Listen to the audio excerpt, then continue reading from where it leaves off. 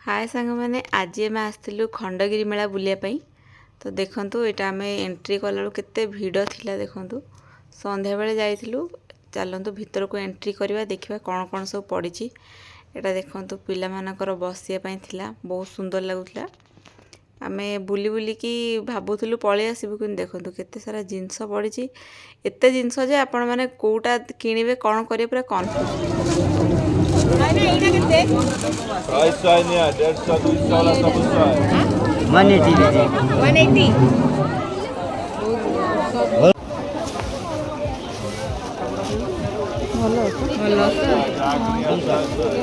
Light weight भी अच्छे।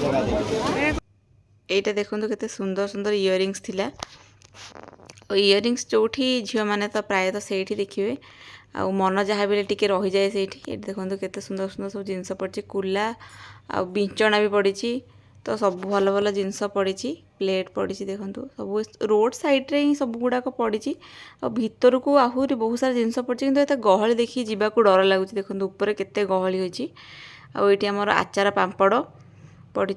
देखो केते सुंदर सुंदर बैग 250 टकर ही बड़ भल बैग थिला।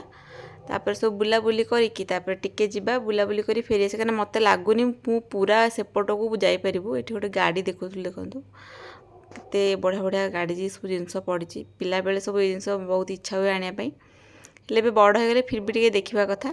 देखो बहुत सारा जिनस पड़ी पिला मानी खास कर बहुत भल भल जिनस पड़ी। ये कॉस्मेटिक्स जिनस भी पड़ता देखो। आउ खाली आचार पांपड़ आउ जो मैंने आचार पांपड़ टी बहुत प्रिय सेठू आनिकी खाईपर। देखो केते सुंदर सुंदर कंढे थिला। एबे दोली रामदोली जोटा कि मत टोटाली बसियापी डर लगे।